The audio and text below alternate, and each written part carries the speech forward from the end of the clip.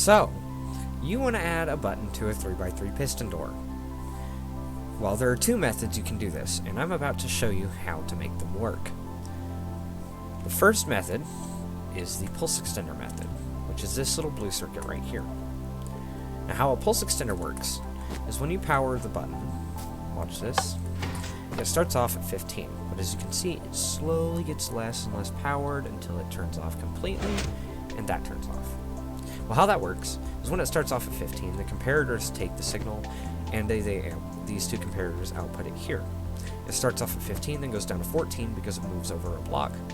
These comparators take that signal at 14 and put it here, and then the loop repeats. It starts off at 14 here, goes to 13 here, and it repeats. 12, or 13, 12, 12, 11, and so forth until the machine turns off. Now there's the T flip-flop. Well, I'm going to show you how that one works. As you can see, there's an item in the top dropper, but none in the bottom dropper. So when I press this button, what do you think will happen? Well, the correct answer is what's going to happen is the item is going to drop out, land on the comparator, go into the hopper, and then go into the bottom of the dropper. Now if I click the button, you'll see that is the case. Now the item is down there, but there's nothing in here. What do you think is going to happen now? Well, because this dropper is facing up, it's going to pull the item from the bottom dropper into the top dropper, because it can power a dropper through a dropper. And as you can see, this allows you to make something like a lever, but with a button. Now we can use either of those circuits to power a door like that. So now I'm going to show you how to do that. First thing you want to do is you want to add a walking platform for your door. I'm going to do this. It's nice and sturdy. I'm going to grab some wool here. It doesn't matter what block you do for the platform. I'm going to build it like this so that I can show off what I want to show you. Now what we're going to do is we're going to grab some wool, place it next to that piston, and then we're going to grab blocks and pull them down like this. You won't need this wool here anymore because I'm doing the pulse extender method first. You'll see why I put that wool there. Then we're going to expand the blocks out like this, leaving out the block right there. You could put a block there, but there's no real point. It just makes it look nicer without it. Now we're going to put comparators exactly like this. We're going to put redstone exactly like this. The next thing you'll need is a redstone torch. So let's grab one of those real quick, and I will show you how you can use that. You place it like this. As you can see, the door powers, which means once we turn on this pulse extender, the torch will turn off for a short length of time, allowing the door to open just long enough to get through it. Now we're going to place wool blocks in this formation right here.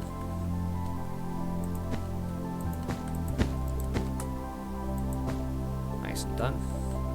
So now we're going to put a comparator or repeater there and some redstone dust like this. Now as you can see, clicking this button, the door does open just long enough to get through it, and it closes again behind you.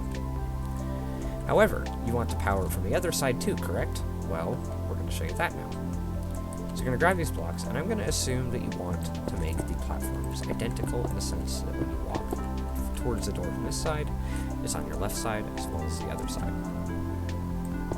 So now I'm going to build these platforms like this. We're going to pull a block down like this.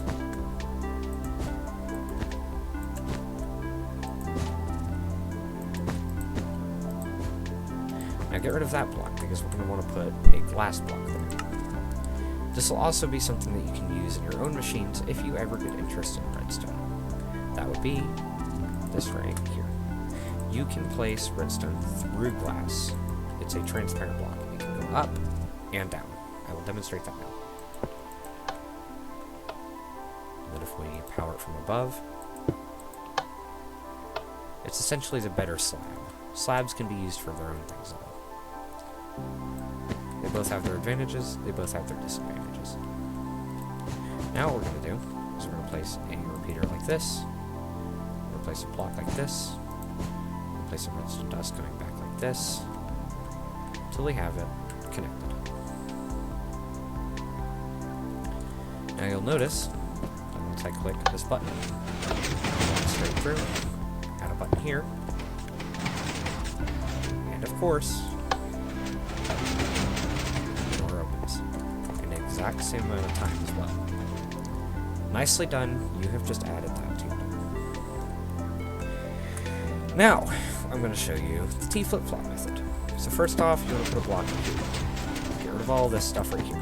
Keep everything else, but get rid of all that.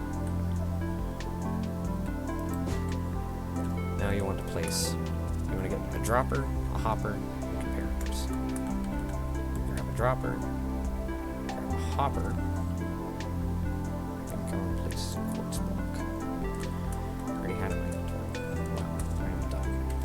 Anyways, we're going to place a dropper like that, a dropper like this, a hopper like that, and a comparator going out like this. Now if we throw an item in this top dropper up here, put a button on the dropper, you will notice that it stays on until you click the button again, then it will close or open, depending on which it was before. So it does, in fact, now work. However, it's not good enough. So let me get a light blue stained glass block, because you'll need that for this. Now the next thing you want to do is you want to put a repeater or a comparator right here, just to make sure it always works. I've had problems with it not working because of that in the past, and I would like to not take any risks and accidentally false advertise this as functional to you. It is functional, but only if you do it as I say. You could probably do it however you want it, but this is a method I know, and I would like to give it to you. Anyways, this does work. Now you have the T flip-flop method functional. Click this again to prove that it is turned. Nicely done. You have just mastered powering redstone doors. Now, one thing that I should explain to you before you go and power a design that isn't this one, or a 3x3 door similar to it, every redstone machine has an activation point. This machine has a point right here where it's intended to be activated. You can't power this door anywhere else without it breaking. So if I power the piston here, you can see it works. But if I power it here, for instance, yeah, that's not what we want, is it? So powering it with this block right here is the perfect method. You can't power it here either, because the way this design works, you can sometimes get inconsistencies, which cause it to break itself, which is obviously something we don't want, and that is exactly why I chose to power with a piston there. You'll notice that it pushed out a block when it wasn't supposed to, because we powered it in the wrong spot. That is proof that you can only power this design right on that piston. Now, I've done other things before and have worked, but they only work for a little while before they break. I wouldn't take the risk.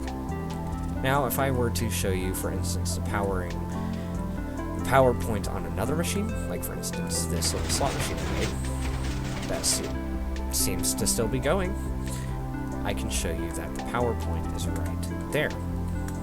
If I power it here, on this piston right here, you can clearly tell it doesn't function as it's intended. It wasn't supposed to get a win there, but it did because you powered it in the wrong spot. If a machine is not powered in the correct place, it will not function. That is why you have to hook up the one of the two opening and closing methods to the correct power point. Got it? Awesome. Now, I'm going to see you guys in another video. I hope you enjoyed. I hope I could help you, because I'm an aspiring redstone creator. I'm already a talented redstoner. I just need to get into the act of creating redstone videos. I will see you guys later, and I hope you have an amazing day. Thank you for watching.